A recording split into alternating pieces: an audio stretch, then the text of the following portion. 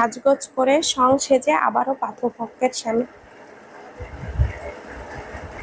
শাড়ি পরে সাজগোজ করে সং সেজে আবারও পাত্রপক্ষের সামনে বসে আছি। আমার সাথে মা কাকিমা হাসি মুখে পাত্রের সাথে কথা বলছে। বাবাই ছেলের বাবার সাথে কথা বলছে। প্রায় 5-6 জন এসেছে। আমাকে মহিলাগণ বিভিন্ন প্রশ্ন করছেন। প্রশ্ন কমন পড়লে উত্তর দিচ্ছি, নয়তো চুপ করে থাকি। আর যখন চুপ করে থাকি তখন পাশ থেকে মা আর কাকিমা উত্তর দিচ্ছেন। রোদ্দুর ফোন টিপতে টিপতে সিঁড়ি দিয়ে নামছে। হঠাৎ ড্রয়িং রুমে এত মানুষ দেখে কৌতূহলবশত এগিয়ে গেল। সেখানে ফুলকে শাড়ি পরে বসে থাকতে দেখে বুঝতে পারল তারা ফুলকলিকে পাত্রপক্ষ দেখতে এসেছে। পাত্রকে দেখার জন্য আরো সামনে এগিয়ে গেল। সেখানে প্রায় 26 কি 27 বছরের ব্লু শার্ট আর ব্ল্যাক জিন্স পরা হ্যান্ডসাম ছেলে দেখতে পেল। বুঝতে পারল এর জন্যই ফুলকে দেখতে এসেছে। রোদ্দুর মুচকি হেসে মনে মনে বলছে, ফুলকলি, তোর জন্য তো খুব হ্যান্ডসাম ছেলে এসেছে, কিন্তু আফসোস এই ছেলে তোর কপালে নেই। তুই আমার হবি না তো কারোরই হবি না। আমি বেঁচে থাকতে তোর এই জীবনে বিয়ের ফুল আর ফুটবে না। আমি রেদওয়ান রোদ্দুর, তোর রোদ ভাইয়া। এই রোদের উত্তাপে তুই শেষ হয়ে যাবি, ছাই হবি, বিয়ে তোর হবে না। বলে বাঁকা হেসে নিজের কাজে চলে গেল।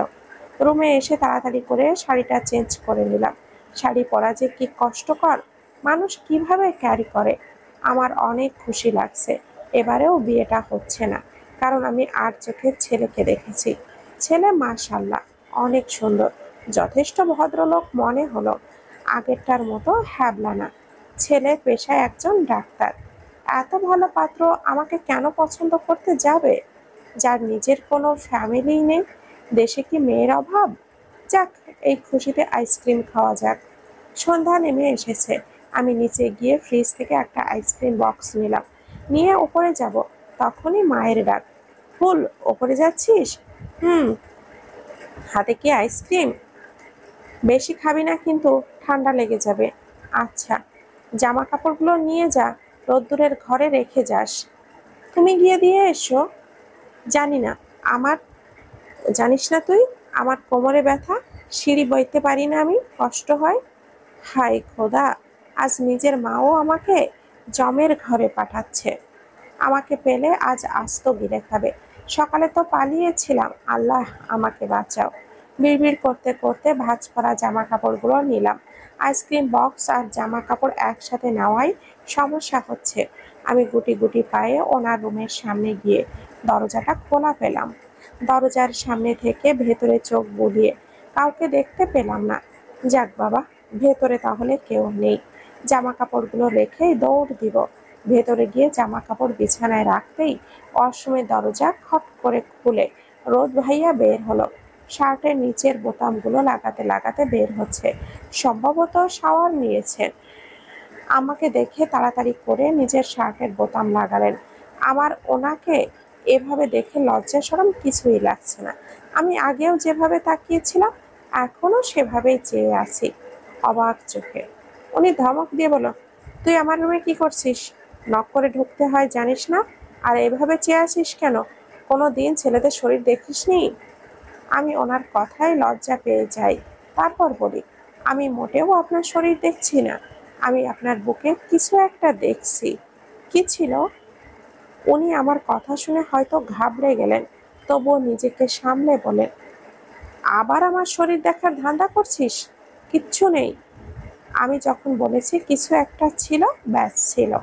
আপনি এড়িয়ে যাচ্ছেন, উল্টাপাল্টা কথা বলছেন। আর আমি এমনি এমনি আপনার ঘরে আসিনি, এই জামা কাপড়গুলো রাখতে এসেছি। রাখা হয়েছে এবার যা, তাড়াতাড়ি যা। যাচ্ছি। তাড়াতাড়ি যাওয়ার জন্য ঘুরতেই পড়ে যেতে নেই, আর আমার হাতটা ফসকে আইসক্রিমের বাটিটা যেন পড়ে নিচে যায়।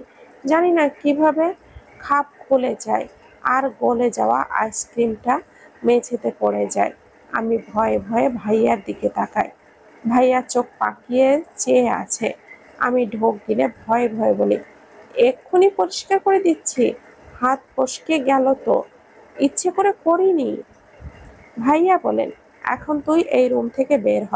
তুই না যাওয়া পর্যন্ত শান্তি পাচ্ছি না, তোকে সহ্য হচ্ছে না। দরকার হলে আমি পরিষ্কার করে নেব, তবুও তুই যা, দূর হ এখান থেকে। আমি ওনার কথায় অপমানিত বোধ করলাম। এভাবে বের হয়ে যেতে বলছে, তাই এক মুহূর্তও দেরি না করে বাটিটা তুলে বের হয়ে গেলাম। ফুল যাওয়ার পরই রোদ্দুর দরজা বন্ধ করে দিল। আয়নার সামনে গিয়ে শার্টটা খুলে বুকের বাঁ পাশে চেপে রাখলো। কিছুক্ষণ চেয়ে থেকে দীর্ঘশ্বাস ছেড়ে বলল, তোর যোগ্যতা নেই এটা দেখার। আমি রুমে এসে চুপ করে বসে আছি। রোদ ভাইয়া আমাকে কিভাবে অপমান করলো। আর যাবই না কোনোদিন ওনার ঘরে, যাব না, কোনোদিন যাব না, মরে গেলেও না। আমার চোখে পানি চলে এলো। সবাই এমন দূর দূর কেন করে? কি করেছি আমি? আর কি ছিল ওনার বুকে? কিছুক্ষণ পর তুহিনের ঘরের দরজার সামনে গিয়ে দাঁড়ালাম। ও ওর প্রাইভেট টিউটরের কাছে পড়ছে। সামনে সমাপনী পরীক্ষা। আমি বেকার মানবী, ভালো লাগে না। তুহিনের ঘরের বারবার হেঁটে রাহাতের ঘরে গেলাম। ওর দরজার সামনে গিয়ে নক করতেই ও বলল, খোলা আছে। আমি ভেতরে গিয়ে দেখি সোফায় বসে ল্যাপটপ চালাচ্ছে। নিশ্চয়ই ফেসবুকে কোনো মেয়ের সাথে টাঙ্কি মারছে। ওই সারাদিন কই ছিলি? কোন মেয়ের পেছনে গিয়েছিলি? রাহাত মাথা তুলে বলল, আমি কি মেয়েদের পেছনেই যাই ঘুরতে? ঘুরতে গিয়েছিলাম। তুই জানিস আজকে আমাকে দেখতে এসেছিল? জানবো না কেন, বাবার চেনা জানা ছেলে। শুনলাম নাকি ছেলে ডাক্তার। ও, তাহলে তুই জানিসই ফেসবুকে কার সাথে টাঙ্কি মারিস। আমার টাঙ্কি মারার জায়গায় তো ফেসবুক, তোর জন্য তো আর কোনো মেয়ের সাথে সামনাসামনি টাঙ্কি মারতে পারি না। আমি হেসে দিলাম। হাসো হাসো, আমারও দিন আসবে, বুঝলে? জীবনটা তেজপাতা, একটাও গার্লফ্রেন্ড নয়। গার্লফ্রেন্ড দিয়ে কি করবি? খেয়া খাবি? আর তুই না বলিস গার্লফ্রেন্ড মানেই প্যারা। ওইটা তো মনের কথা। তোর মনের কথা শুনে কাজ নেই, গান ছাড় অল্প সাউন্ড দিয়ে। রাহাত গান ছেড়ে দিল।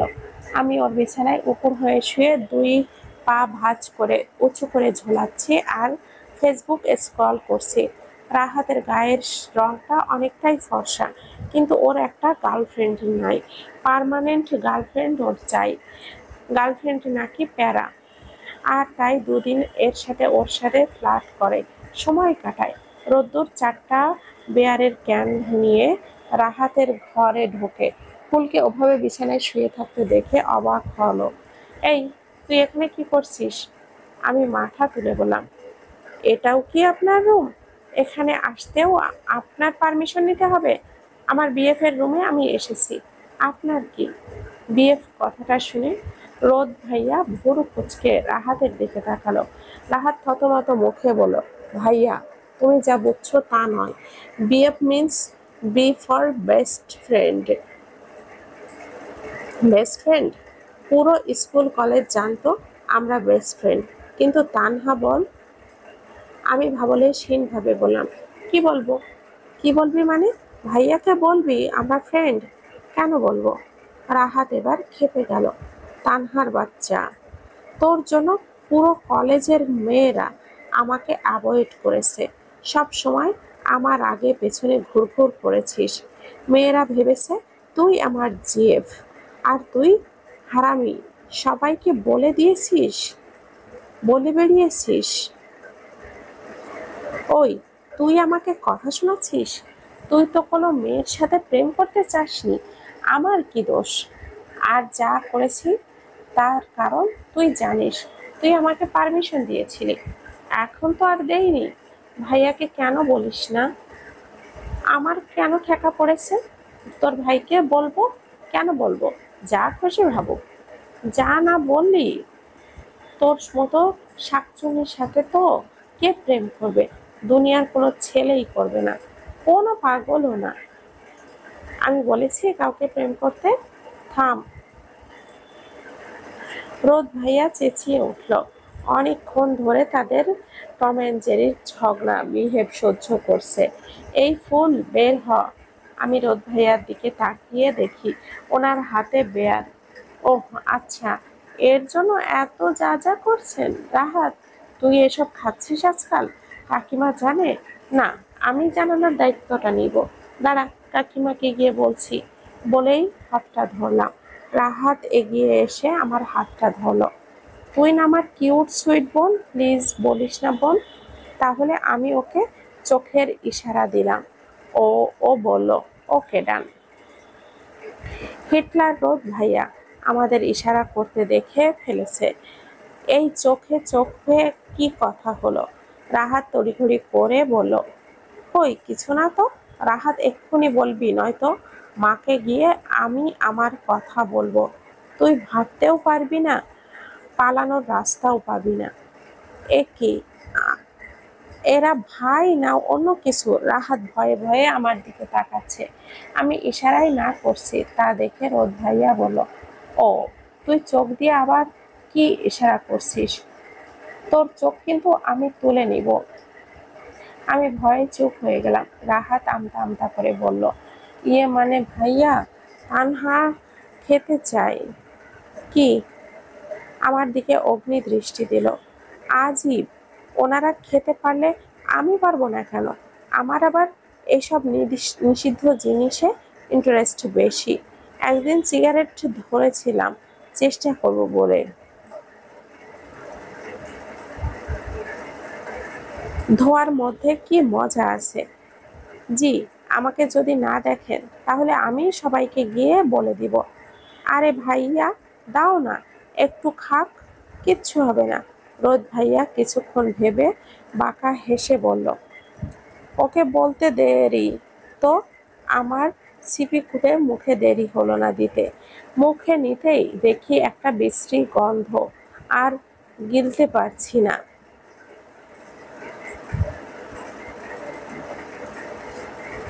তারপর তার মানে দুই ভাই মিলে হাসছে। আমার জান যাই যাই অবস্থা, আর এরা মজা পাচ্ছে।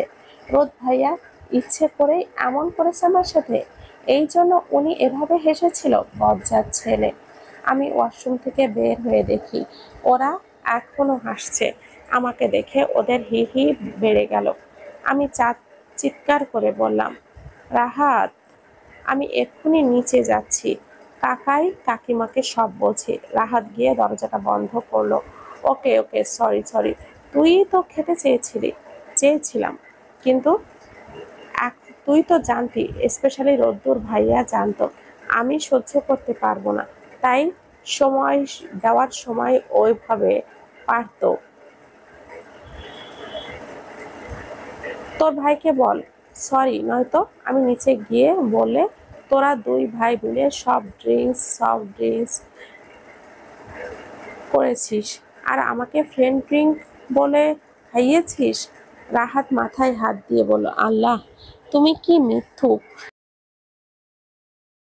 ভাইয়া সরি বলে দে, আপদ চলে যাক, নয়তো সত্যি সত্যি নিচে গিয়ে ড্রামা শুরু করে দেবে। রোদ ভাইয়া বলল, সরি আমি বলবো? ইম্পসিবল। আমি দরজা খুলে বেরিয়ে গেলাম। রাহাত বলল, ভাই ও বলে দেবে, আর আব্বু জানলে কি হবে বুঝতে পারছিস। ডোন্ট ওয়ারি, আমি দেখছি, তুই নিশ্চিন্তে খা। আমি নিচের দিকে যাচ্ছি, আর তখনই রোদ ভাইয়া আমার হাতটা ধরে টান দিল। আমি ভয়ে কেঁপে উঠি। আমি ওনার দিকে তাকাতেই আমার ছোট্ট কলিজাটা ছুটে পালিয়েছে। রাগে উনি কাঁপছেন। আমার দু বাহু চেপে ধরে চোখ বর্ণ করে বলল, তোর দেখছি কলিজা অনেক বড়। আমার নামে বিচার দিতে যাচ্ছিস? আর কিসব কথা বলছিলি? এটা কোন ধরনের ভাষা? বখাটে ছেলেদের সাথে থেকে থেকে এইসব ভাষা শিখেছিস, তাই না? এ বাড়ির মেয়ের বখাটে ছেলের সঙ্গে সম্পর্ক করেছিস? ছি! আর কোনো দিন যদি তোর মুখ থেকে শুনি তবে তোর মুখ আমি ভেঙে দেব। আর এখন চুপচাপ নিজের রুমে যাবি। বিয়ারের কথা যদি আগু পিছু হয় তবে তোকে আমি একেবারে শেষ, বুঝেছিস? আমি ভয়ে জমে গেছি, কোনো কথা বের হচ্ছে না। উনি আমার শরীর ঝাঁকিয়ে বলল, কি বলেছি শুনেছিস? আমি কেঁপে উঠে বললাম, বুঝেছি। উনি আমাকে ছেড়ে দিয়ে বলল, গুড গার্ল, যা ঘরে যা। আমি নিজের ঘরের রাস্তা ভুলে গেছি, কিন্তু দাঁড়িয়ে আছি কেন? ধমক দিয়ে বলল। ওনার ধমকে চমকে রাস্তা মনে হয় পড়ে গেছে, মনে গেছে।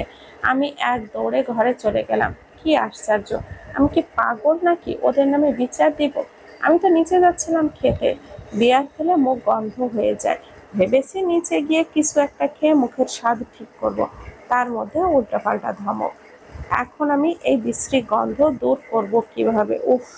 আইসক্রিম বক্স কই গেলা? আইসক্রিম বক্স হাতে নিয়ে দেখি পানি হয়ে আছে। ঠান্ডা আইসক্রিম গরম হয়ে পানি হয়ে গেছে। সেটাও খেয়ে নিলাম। মুখের স্বাদ তো ঠিক হবে। সেদিন রাতে ছেলেপক্ষ ফোন করে বলেছিল তাদের আমাকে পছন্দ হয়েছে, কিন্তু তার পরের দিন বিকালে নানান অজুহাত দেখিয়ে বিয়ের কথা আর আগায়নি। কেন আগায়নি জানি না, বেশ হয়েছে। আজকে কেন জানি না আমার ভালো লাগছে না।